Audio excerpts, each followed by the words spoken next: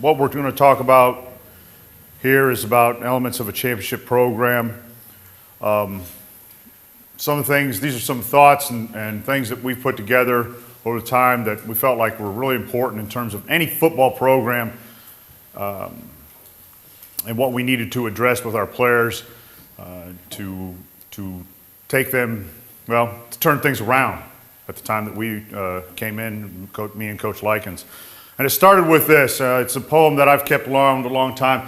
One of my favorite coaches, Coach Bill Parcells, has always kept this poem with him, and I'd seen it in a special of some sort when I was younger, and I've always kept this around for myself. And basically, when you get what you want and the struggle for self, and the world makes you king for a day, just go to the mirror and look at yourself and see what that man has to say. For it isn't your father or mother or wife whose judgment upon you must pass. The fellow whose verdict counts most in your life is the one staring back from the glass. He's the fellow to please, never mind all the rest, for he's with you clear to the end, and you've passed your most difficult, dangerous test if the man in the glass is your friend. You may fool the whole world down the pathway of years and get pats on the back as you pass, but your final reward will be heartache and tears if you've cheated the man in the glass. The reason why that was an important thing that we first talked about in 2013, and a perfect example of this, was they were coming off of a period there where between 2009 and 2012, their overall record was 22, 36, and 2. They had one playoff appearance. They had 4 different coaches in a 4-year period. It's awful hard to build any type of continuity when you're continually changing the entire system that you're trying to teach. At one point in time, at the end of the 2012 year, they only had 30 players left on their roster. In fact, the last couple games that they were playing, and they had to dress coaches so they could legally play that game. And of course, when I first came in, I noticed the terrible morale of the players. And one of the things I noticed in a lot of my interviews was it was this coach's fault, or it was this player's fault, or these guys weren't showing up for practice, or that guy, he was there, but then I saw him downtown with a Lions shirt, and it was always that guy. But it never was a self-reflection. And it showed up in one of our first conditioning drills. We do a drill that we call it Comanche time. I'm not going to get into the details of the drill, but the drill requires you to listen along with it tests you physically. It puts you through some hardship, if you will. And everybody has to conduct the drill in a perfect manner. And that if somebody messes up, they jump, they miss a count, or whatever it is, we start all over. And that first time that we did that, boy, you wish, come on! And they're yelling at one another, and they're pointing fingers, and they're already starting to fight. It always starts with self. Have you done enough to put us in a position to win a ball game? Did you take care of your responsibility? Before you start pointing that finger, you better take a look at yourself. And that's why I think that poem speaks volumes for us as far as some of our success we've had since then. Since 2013, we've had an overall record of 68-5-2. We've won 4 German championships, 2 Euro Bowl championships. We've always been able to maintain a roster of somewhere between a 55 and 65 man roster. And I think that's really important. I would much rather have too many players than not enough. It's a lot easier problem to deal with. So we're always striving to make sure we have enough people within our roster. And it has basically led to a positive morale. I think everybody, whether they've been there for only 1 year or the full 4 years, going on 5 years, have had a pretty positive experience with what they've done there. So what was the key to the turnaround? And we're going to get into, we're going to touch on each one of these areas here. Starts with people. It's everything we do is a people business. I don't care what we're talking about, whether it be industry or sports. It all starts with people. I think you have to lay down a philosophy. We'll talk about some of that. Along with that, what's your image? You better touch on organizational, and it's something that as a young coach I never thought anything about. When I got into coaching, it was X's and O's, and we're going to do this and we're going to do that. There's a lot of stuff I got to do that I didn't sign up for, but it's part of the job. Address discipline, work ethic, KISS, which we'll get into, the KISS principle. I think everybody knows that. Psychological, and of course, to wrap things all up is really what is our mission statement. What is it all about? People, when it comes down to people, first of all, I think it's very important that you're able to pick your own staff. I've been in a situation where we've adopted certain people in terms of coaching staff, etc. But before I came back, I said I have to be able to at least be able to pick my right-hand man. I think you need to be able to pick players with character and talent. And of course, we want to be able to build relationships with management, or our sponsors, and fans. So when it came to staff, again, like I said, I said I have to be able to pick my right-hand guy. This is the guy I'm bringing in, it has to be my guy. And when I was hired in November 2012, there was one guy that was on my list to start with. And I've told the players this was my number one recruit. I didn't care what else happened.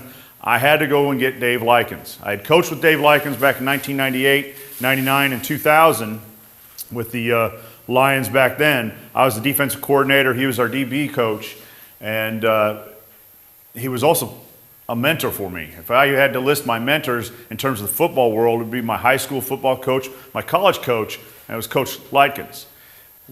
The stuff he had taught me in terms of defensive football, it paled in comparison to everything else I had seen. And also in terms of evaluating players, special teams. And, it was nip and tuck. I was trying to get him, and he was down in Calanda, and he was up for the job there. And it was going back and forth. At one point, he even turned me down. But I never stopped trying to recruit him. I'd throw little things at him. And one night, then he finally said, you know what, I think this feels about right. Let's do this. And when that happened, I turned to my wife. I said, we've got a shot. I didn't talk about championships or anything like that. I just said, we got a shot right now. And it's important that you get the right guy for you, whoever that may be. For me, it was getting Coach Likens. And for a couple of these reasons, also with the guys that I've hired as far as our staff, our part-time staff, a lot of those guys I've been fortunate enough, they're former players of mine. They know what I want, they know what I expect, but it has to be an honest and straightforward relationship. And what I mean by that, I did not hire them to be yes guys. We'll sit down, sometimes we'll disagree. There'll be times when we will not see eye to eye. Ultimately, it's my final decision.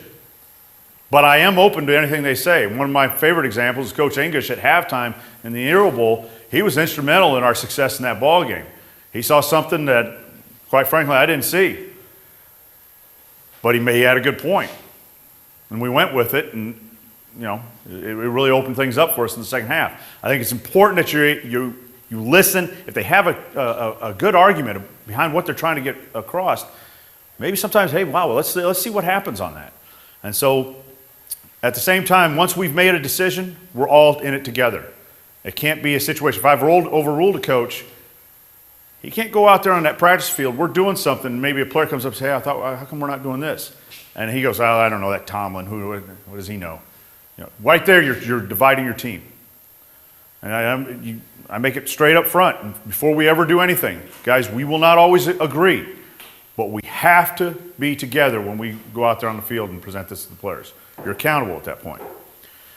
On my staff, I want coaches that can teach. I've had coaches that know a lot of football, but couldn't teach. I've had teachers, when I've been at some Westminster College, there's been coaches that were great teachers, didn't know a lot of football. I'd rather take them first. They'll learn the football. But you have to be able to teach. You have to be able to teach and convey it to the players where they can understand it. I do coach my coaches, coach them up on we do things like this where we'll sit down, we'll have little sessions like this where we talk about, hey, this is what we're doing, why we want to do this, and so forth, but I'm not going to micromanage what they're doing. I think you take a lot of their ability to be coaches and innovative people if you're just trying to micromanage everything. When I put out a practice schedule to my coaches, I'll put down what I'm going to do with the position group I'm dealing with, but their position groups are, for the individual part of it, is blank. Unless there's something in there I want them to really touch on. But for the rest of it, they'll fill that out. That's their responsibility. They're accountable for that time period. Usually it has to do with what we're doing for game plan wise, but I want to make sure they're touching on it. When it comes to players, of course, the first thing I am going to look at is talent. It's awful hard to win a lot of ball games if you got a lot of nice people out there, but can't run but a 7-second 40. So I'm looking for talent first. But along with that talent, I will always look at their character. In 2012, before I got here, I heard a lot of horror stories. They had a quarterback that had demanded that they bring his buddy with him from the university he played at, and so they both came in. And my understanding was that he never really interacted with the team, never really interacted with the other players. Locked themselves in their room and played video games or whatever. Next thing you know, one thing after another, his buddy, who they did bring over, ends up getting homesick, up and leaves. Within a couple of weeks later, so did the quarterback. And he's just, poor character. I tell my guys now, listen, if I hire you, I've hired you because somebody somewhere along the line said something really good about you. Somebody referred you to me. And I've had a lot of success with that. My number one example would be John Clemens. When we brought John Clemens in, he was voted by his former teams as the best teammate they've ever had. You can't go wrong with a guy like that. So I want smart guys. I would like guys that understand football, understand what we're trying to do with football, understand situational football. So those are things that we will touch in. And then love the game of football. If you don't love it, you're not going to stick it out. If you don't love it, you're not going to make the sacrifices you need to be able to do this. And so it's one of my major points that I go through during the interview process. They must have a great work ethic. Get on there, whether it be getting in the weight room, doing the speed ladder drills, looking at film. They have to have a great work ethic. When it comes to working with management and fans and sponsors, work with, not against. And that means, what my next point there is, being political. I think a lot of coaches forget to learn how to compromise a little bit. Sometimes you need to be a little bit flexible with them. Now, within that, I expect them to also work with me, and so we have a straight, open, honest relationship. I'll let them know when we're available for, say, autograph time or handing out pamphlets and going to schools and doing those type of things. Let's not book something at Thursday at 5 o'clock in the afternoon when in 2 hours I'm going to be practicing. But if we want to do something, let's do it on a Tuesday, or let's do it on a Friday, at noon, things of that nature. So we want to make sure we're working together with them.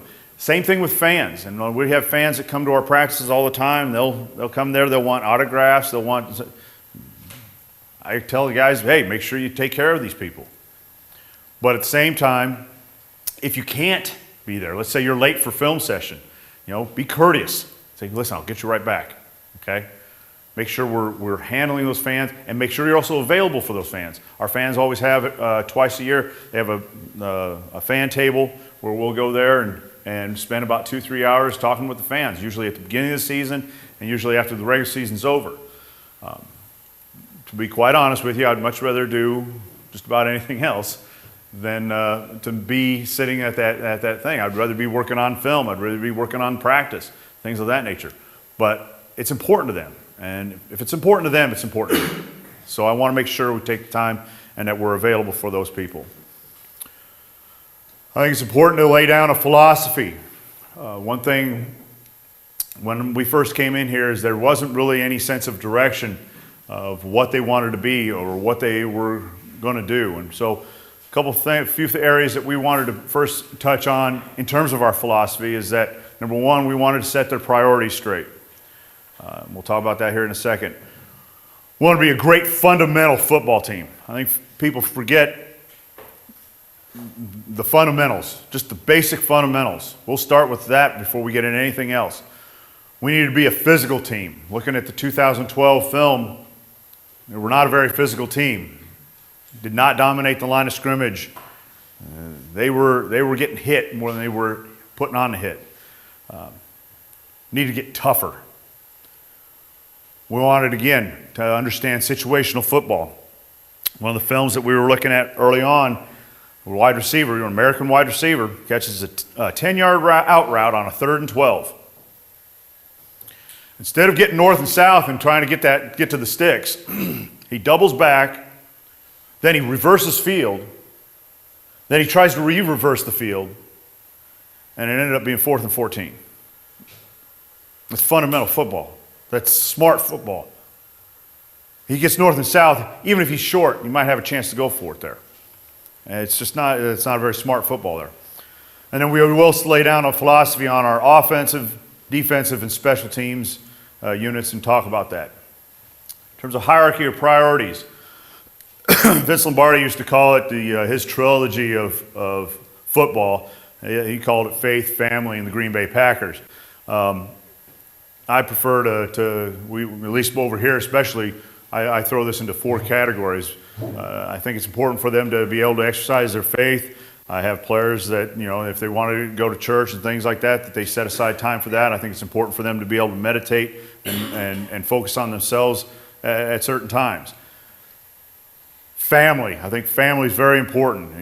If a family member has something that's big coming up on a Wednesday when we practice, hey, if he's put the time in, I'm more than happy to let him out of practice to take care of family. It's very important. But I also expect him to schedule time to take care of his family when we're not doing anything, like on a Sunday. Go out there and take the family out to the park or go to dinner or things of that nature, so that they have their priorities straight. Job and academics always comes before football. So all 3 of these things all become before football. But like I had an individual that he was going to university, and he comes up to me. We had just given him 2 weeks off. He comes up to me, Coach, I'm going to have to miss on Wednesday. I said, why? And he goes, well, I got this big test coming up on Friday, and so you just had 2 weeks off. What did you do with that? Well, yeah, I didn't. I went on this. It's whole time management. If you're going to do this, let's do this right. You're missing practice when you didn't need to. And for me, I can't understand that. If you're going to take part in this, if you're going to be part of this football team, if you're going to want to experience these great things that you get to experience, you have to set aside time to take care of these other 3 priorities. We're asking 2 practices a week, a Wednesday and a Thursday practice at 7 o'clock at night. It's maybe 5 hours out of your time. I don't think it's too much to ask. And so I think when you lay that down and you talk to players about that, I think it puts a little bit more in perspective for them and say, listen, if I really want to do this. I can manage this. There's rarely a good excuse for missing practice on those things. We wanted to really set in on the fundamentals. Now, when we talk about fundamentals, what we always start with everybody is their stance. When I first came in, I could tell you every time the Lions wanted to run trap, because the left guard literally would change his stance and look over to where he was going to pull. These are very basic things, but you know what? If they haven't been addressed, if you haven't really harped on it, it's going to happen. And so we always start with our stance, how we want that stance, what it should look like. And then we go into tackling and blocking. And tackling and blocking, to me, and that's why that picture's up there, that was a perfect picture of a shadow man tackle. And what I mean by shadow, you guys know those shadow man dummies, those tackling. We work a shadow man every day during camp, and we'll work shadow man on Wednesdays for our that's more of our main individual practice. We have to condense our practice schedule down from a normal college week into 2 days, so our Wednesday is more of our true individual type practice, whereas Thursday's our shine and polish day. But that being said, Coach will take everybody on defense, work them through a shadow man tackling drill. We take all our guys on offense, and not just the O-line. O-linemen, we do that on team takeoff where we block that sled and we'll drive that for a while. But I also do it with our running backs and our wide receivers. Our wide receivers, one of the first things we'll work through our takeoffs and rips and things of that nature. But we get into our stock blocking technique, and we do that every Wednesdays. Okay? For me, if they can't block, they can't play. They can make all these catches. If you can't block, you can't play. I'd rather be in two tights and we'll just hammer the ball downfield. You want to play, if we want to be in a 4-wide set, you better be able to block on the perimeter. So it always comes down to tackling and blocking in the game of football. Ball security, how to carry the football, high and tight, get the 4 points of pressure, hand over the point, up against the elbow, high and tight against the breast, and on the forearm. And I don't want it down in here. I want it up in here. Same thing for on defense. We'll work on strip drills with that, punching it out and doing those things. So, and then of course your individual techniques, some of those things, but we really want to harp in on what we're doing in those areas. If it's an inside zone step, is it an outside zone step? You know, am I looking to push crack on this? What are we doing? Is it outside release, inside release? So, physical. When we first came in here, and me and Coach Likens went through the film, it's the first thing he said, these guys aren't very physical. We're going to have to teach them how to be physical. We're going to have to teach them how to be tough. So a couple things we did. One of the things we do on the football field, just to explain what street drill is, we divide the field up where from the sideline to the numbers is called a sidewalk. From the top of the numbers to the top of the hash, we call that the alley. And in between the hashes, we call that the street. So we have a reference point when we work on it. It really comes up more in our screen game than anything else, but we have a reference point. You know, we want to run that in the alley. We want to get that out on the sidewalk. Your job is to get to the sidewalk, anybody that shows there. But street drill, we're basically covering everything right there. And what we do in street drill is we'll set, like, say, all our tackles, defensive ends, outside linebackers, maybe we'll put fullback, tailback, and we'll run our off-tackle plays over here on this side of the field. And maybe it's power, our outside zone, and maybe a toss sweep over there, okay? It's a chance to go almost live without a lot of people getting piled up. Inside, we'll go guard, center, guard, maybe a one-back with two tackles and a linebacker, and we're going. Inside zone, maybe we'll run trap, straight up wedge dive. But we want to see the physicality. We were wanting to see these people hit. And then on the other sidewalk there, we put like all our wide receivers and DBs, we'll work bubble screen, we'll work fast screen. Again, being able to block in space, being able to take on the block, work your triggers. And we would film all this because we wanted to see where were we physical, where were we not. Were we getting there or were we not? Were we getting up our pad level back up underneath the man or were we not? Were we running our feet? And I love the street drill. We do that at the beginning of every season now. We don't want to, you know, this last year we played 20 games. You know, I'm not going to schedule a preseason game. I don't need 21. So instead of that, we use street drill. It's a chance to get some live hitting before we actually have to do some live hitting. But it's in a more of a controlled state. Does that make sense? One of the other things we do is then we work, you guys know the old goal line drill where sometimes you'll take the running back, you put the linebacker there about 3 yards off, he'll snapping the football, he takes the ball and we're just trying to get it across that line. And the linebacker's trying to keep him from getting across that line. We'll work a little goal line drill, do that more with the running backs and linebackers, but work the goal line drill. And then Skelly. One of the best things we did out of Skelly to teach physicality. And where I'm not talking about letting our guys come across there on a dig route and let the strong safety blow them up. I don't really feel like doing that. But what we will do is the ball's dumped down underneath. Wide receivers are taught the split drill. You catch that ball, we get one cut, and we're looking to split defenders. I don't care if they're outside or inside, we're looking to split them. We'll get our pad level down, and we're going to split them. But the defenders are taught, hey, we're going to come up there, we're going to butt them up, we're going to get chest on them, and we're going to drive our feet, and we're going to push them back. Okay? It gets pretty lively. We really do that, again, at the beginning of the season, but we'll throw that in there on Wednesdays especially. If we feel like we've started to lose a little bit of our physicality, I think it really brings back and emphasizes to our players what we expect out of them. Tougher. Okay. This was a big deal for us because, when we first came in, they need to understand the difference between pain and injury. And I don't want to have a player out there who's truly injured playing. Not only will it lead to bad things for him, it also hurts the football team. But they got to know the difference between an owie and something serious going on. I tell them your greatest ability is your availability. So if you are injured, I expect you to get your rehab done. And we provide them with the resources to get that done.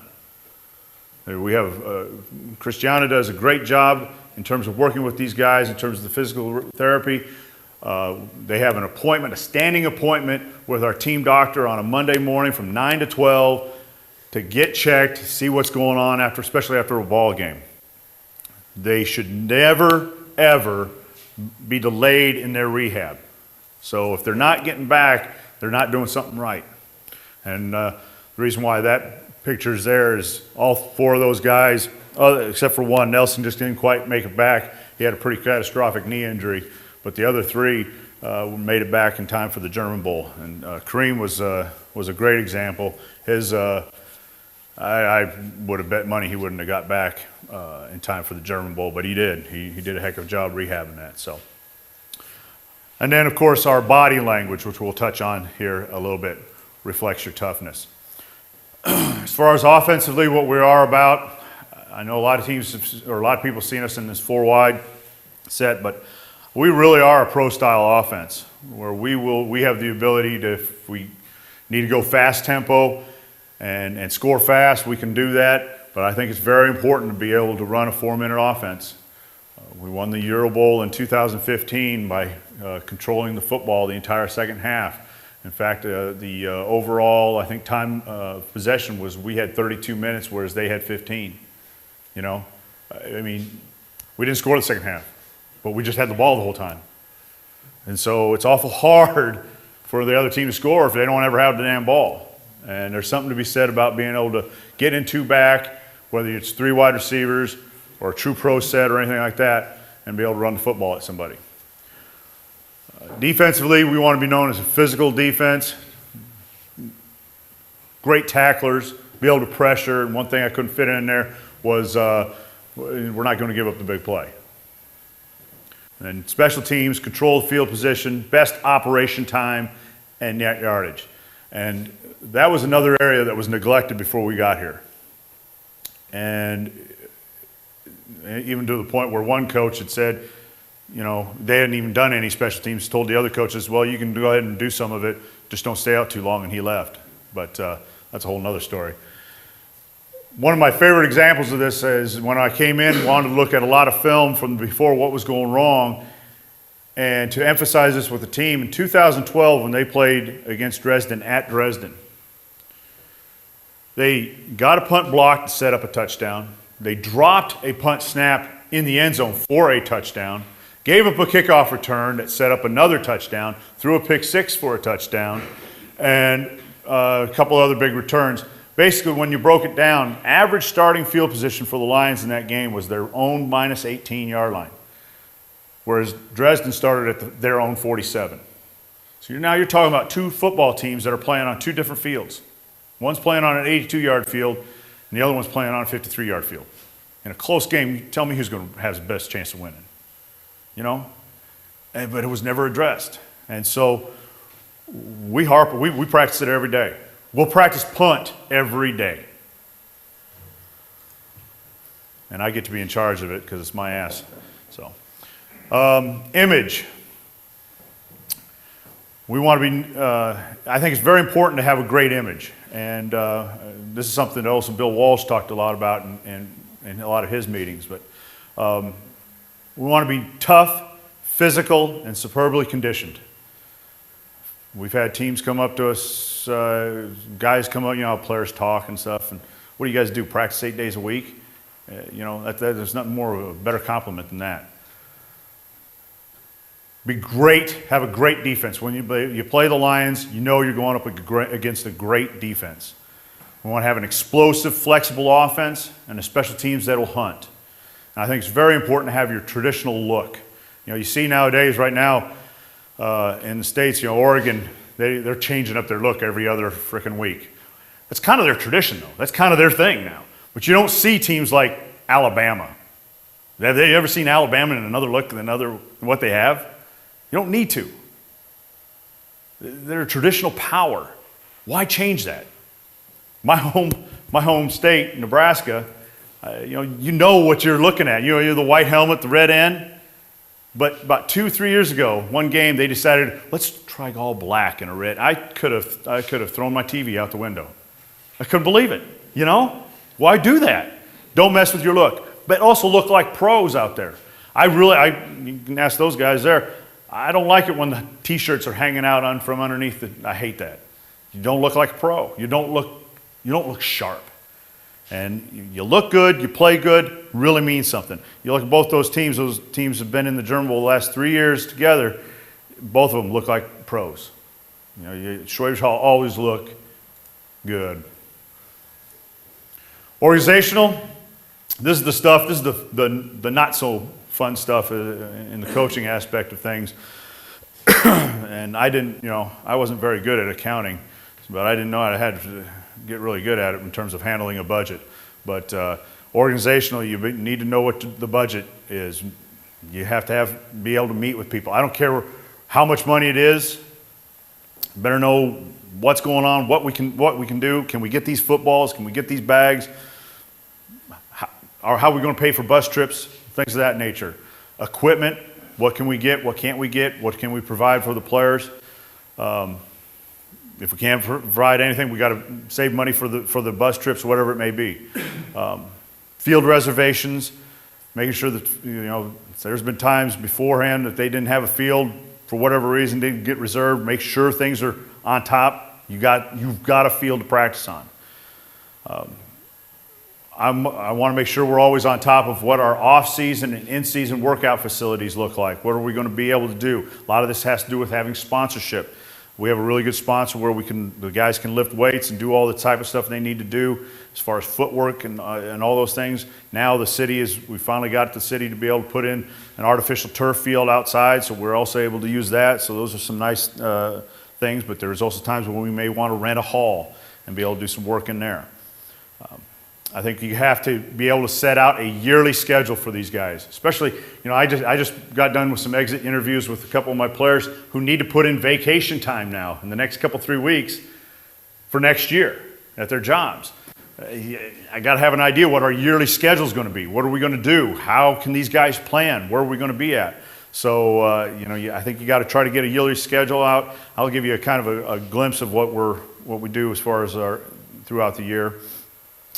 Our weekly schedule consists of, after a Saturday game, Sunday we'll grade the film, and we'll get ready for the next upcoming opponent, start putting together game plans through Monday and Tuesday, and then of course we practice on Wednesdays and Thursdays. I kind of like that because I think the information's fresher as opposed to Tuesday, Thursdays. So we go Wednesday, Thursday, Friday walkthrough, and Saturday game. I'll show you what our Wednesday schedule looks like as far as our practice schedule. And of course our travel itinerary, we're playing in the Big Six, so some of those long distance games we already got to start planning in terms of hotel reservations, how we're going to get there, et cetera, et cetera. But a simple day trip, you still need to know how you want to do it, what time the buses need to be there, things of that nature. So as far as our practice schedule, this is just a glimpse of our practice schedule. I'm not the most tech savvy. To learn how to snip it was an event in and of itself. But That's our Wednesday practice schedule, where we will generally we'll start practice around 7 o'clock. On this today, we went 7:10, where we might start off with our line jacks, do our warm-ups. I'm not big on a lot of static type stretches. I tell the guys, if you want to do it, you need to be warm before practice as it is. It's your responsibility to start getting warmed up. I'm not going to spend a lot of practice time. I only got 2.5 hours with you. You get warmed up and get ready to go. But we'll do some of that stuff as far as some general ballistic type movements, where stance and starts, things of that nature, or we're getting off, working our hand fight drills. And then we'll get into our true individual type time, where we're working through some things there. That's where my individual coaches will write in what they're going to do with their different position groups, things of that nature. And then we get into our run period. Sometimes this is 10, 15, maybe even 20 minutes long, depending on what we got to get done. We'll get into our special teams. Like I said, we will cover punt every day. We will do that every day. We may do something else, whether it be punt return, kickoff cover on a specific day, but we will cover punt. Skelly, that can vary in that, but again, that's where one of our drills where we work some physicality. What I don't have written up there is our O-line and D-line will generally work one-on-ones at that point in time together. And we'll go work our Team O, Team D. We have to service each other as everybody does here, but that's when we'll work a lot of that stuff. Maybe we'll finish things off with PAT, and we do condition. We condition them. Can't say you want to be the best conditioned team in the league if you don't condition. So we'll condition them, and we'll put them through some things there to test them a little bit. Discipline. Tell the guys from day one, we're going to coach you hard. And we will not coach you to be average. From day one. And if we're not going to coach you average, we will pay attention to the small things. And there's nothing that drives me nuts more. The first day, we talk about when we do stuff, we want to be perfect. And that means even when we run gassers. So what do you say when you put them on the line? You put them behind the line, right? I want you behind the line. And invariably, one of those new guys will put that toe right on that line. It's just like that's going to get you that extra inch. And we'll run it again. Because it's the little things. It's the little things. That lining up, that's offsides. That's a free play. This last year we went through a breakdown. I think it was 80% of the time that we jumped offsides on defense ended up in being a touchdown. You're giving them a free play. So it's the little things that'll get you. Now, we do that, and I'll rip into the guy that was standing on that line, but if I tear a player down, he must be rebuilt. I can't let that guy leave thinking he's the worst piece of, that ever walked the face of the earth. I want him rebuilt. I want him to leave with a positive feeling. It may be as simple as, hey, listen, today was a rough day. Tomorrow will be better. You're better than that. You keep going. They got to hear that. You want to rebuild them. You leave them with something positive. The work ethic, I think it also translates to all of us. I think, even right now tonight, is you never stop working to improve. You do it by going to clinics and camps like this. But I tell that to the players too. Go to these things. Go see what's going on out there, what you can learn, what you can incorporate into your game. Videos. One of our man-to-man techniques, guys. Coach was looking for some stuff in a different way of working to the man jam and things. Hell, he found it on YouTube. There's stuff you can find on YouTube out there. There's some good stuff too. But if not on there, go on Glazier clinics, things of that nature that you can get that information.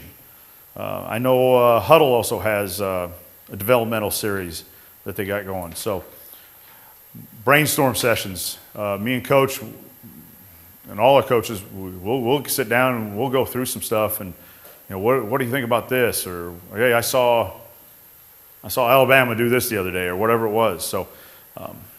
But yeah, we'll go through all those type of things. But this is a year-round type schedule. It never stops. So basically, for us, in terms of our year-round schedule, from November to February is our building phase. It's also where we will recruit players, bring in players for tryouts, et cetera, et cetera.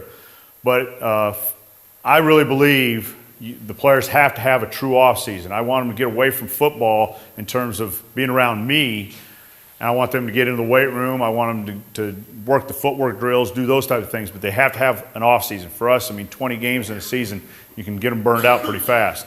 So I want them to get that building phase back going. February, we usually will start some of our indoor conditioning, where we'll get into a hall somewhere. We'll do some of these things. We'll do county fair and things of that nature. We'll also, this year, I'm wanting to incorporate more of a classroom structure too, to talk about situational football. One thing that came up in the Euro Bowl this last year, we were up 28-21 with 1 minute, 29 seconds left to play in the game. One timeout left for the opposition. We just recovered the onside kick. So we go out there, listen, guys, we only got to get one first down, or in the course of the play, run 9 seconds. They can't stop us. 40-second play clock. Game will be over. What I forgot to say is, and whatever you do, don't score.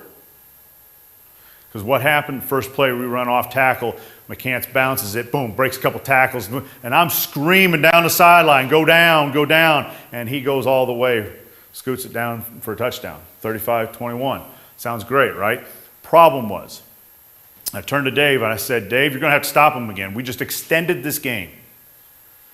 Because what we did there is he goes down, there's zero chance for them to score. We take 3 knees, they can't stop the clock enough times.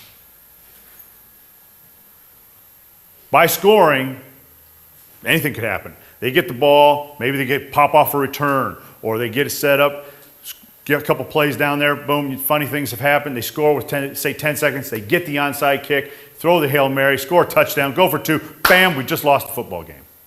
Now those odds are pretty low. It's like, I don't know what, let's say 8% chance. But 0 is always better in that sense. Those are things we're going to talk about. We're going to talk about situational football, and those are one of the phases right there.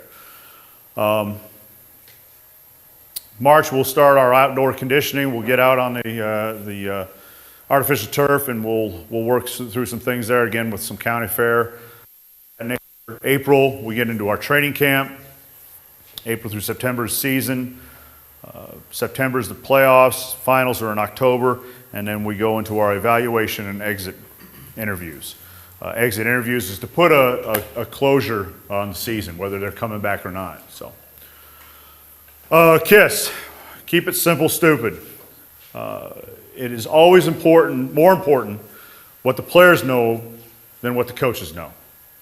And I've had some great ideas, and some of my best ideas have all ended up in the cylinder file, okay, the Mulheimer. If they don't all understand it, it's worthless. And I want to be able to coach to my lowest denominator, if you will. I want it, the weakest link. If 10 guys understand it, 1 guy doesn't, there's a good chance they ain't going to work. So if we can all understand it, it will eliminate mistakes. By keeping it simple, it allows our players to play aggressive. If a player's thinking, he is not playing. This part right here, the psychological aspect, is probably, if you get anything out of this, is one of the biggest areas where we've really harped in on our guys about. I attribute this to a lot of our success. When I was hired in November of 2012, I'd come over here about a couple weeks after that, early in December. We had a Christmas party for our volunteers. These are the people that take tickets, that maybe line the field, do all that stuff for us at the stadium. And so I'm there, I'm sitting down, and there was one of the guys that came up that I'd known from before, and he sat down with me. We talked for a good hour. And he said at one point, he said, these last 4 years, we just knew we weren't going to win. I said, what are you talking about? He said, you could just tell. He said, for example, and I can't remember who they were playing, if it was Dresden or Dusseldorf, but at halftime, they were winning the game. And when the players came out after halftime, as we watched them, we just knew we weren't going to win that football game. And he's talking about body language, the way they carried themselves, the way they walked around. And one of the things we talked about is Bill Walsh's example. When he took over the 49ers, he said, when a lion or lions trap a zebra, they usually cripple the back legs. They try to get him so he's wounded. And he can't run as fast. And they get him cornered. And what does that zebra do to get it over with? He lets his eyes glaze over. He hunches his shoulder, and he drops his head off to the side so that lion can get to his jugular and end it. It's the Wild Kingdom's way of saying, I'm beat, I'm defeated, I give up. Humans do the same thing in a ball game. We did it this last year a couple times. I had to catch them on it. It's instinct. Something bad happens, head goes down, they start to walk off the field instead of run off the field. They let their shoulders hunch up, and they give in a little bit. Urban Meyer talks about it with his teams. He says, on every play, if you think about it, every play, a player taps out. He's got into me, I can't beat him on that. Or that tackle's setting off of that end, he can't quite get that block, he's got me beat. He tapped out on that play. Teams do it too. They tap out at some point in time. We can never tap out. And one of the things we do is when we run gassers, when we do anything, our players are not allowed to go down like this. You know how when they're looking for wind? And if we do that, we got to start over. It sounds hard, but it's effective. We never bow our heads. We run on and off the field. We never tap out.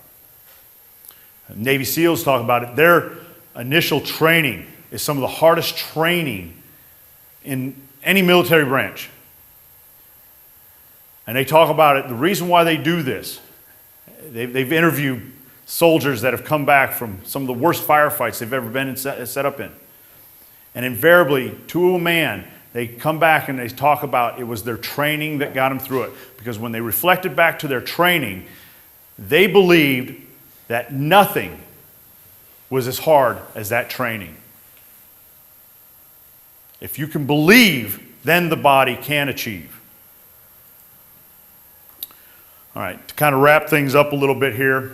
How are we doing on time? Are we good? In terms of a mission statement, I think it's very important for any organization to have a mission statement. Now, our mission statement, we made it into our creed. And that is rise and rise again. And again, I give credit to Coach Likens on this. When he first came in, we talked about, we need something to kind of get these guys rallied. And one of the things he pointed out was from the Robin Hood movie where they talk about rise and rise again until lambs become lions. Because in the past, they'd been playing like lambs. And so we started making that our creed. In fact, to the point where we said, listen, we're going to reinforce this through our training, through our conditioning. We do our little thing when we work out with our team where we'll go through, our practice, and we'll go through our whole conditioning session. I'll start bringing them up, and then we'll call out sudden change, and we'll go to our Comanche drill. Now, a lot of these guys, I'm looking for reactions, first of all. A lot of these guys are tired. They're sick of it. They're either hot or they're cold, depending on the time of the year. They're ready to go home, and now we want to run them some more. How are they going to deal with it? Some of them start to bitch. But a majority of them, bam, let's go. Comanche time, let's get it on. Rise and rise again. And we'll run them through there. And if I call creed, they all got to say rise and rise again. It becomes their rally call. When we give up, when we, God forsake, fumble a football, that's what our defense, everybody's asking why our defense is jumping around. Hell, that's why. Time to test it.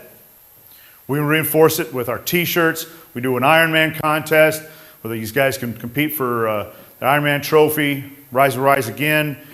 But the biggest thing, what I was really happy with, the organization, New Yorker, had surprised me with this, was they made these banners to put across in our stadium. Rise and rise again. And I can't tell you the number of players that came back to me and said, that was really cool. You can look over there and you know your rally call. It's become part of our tradition now.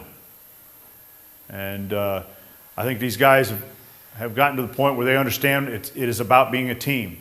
When you look at the final statistics in the individual categories, in almost every category, you've seen those top 10 categories of most touchdown passes or most interceptions or most yards rushing, tackles, whatever it was. I've only had one guy breaking that top 10. I was in the rushing department. It's a team. I don't care about the individual thing. It's about a team. And for us, team means together everyone achieves more. And that's what it's all about. And that's what we got out of it. And I really like that picture just because it's all our fans, it's all our team, and it's all our management all together in one picture. So again, that's all I got for you. If you guys have any questions, any comments, feel free to shoot them at me. Good? All right, that's it.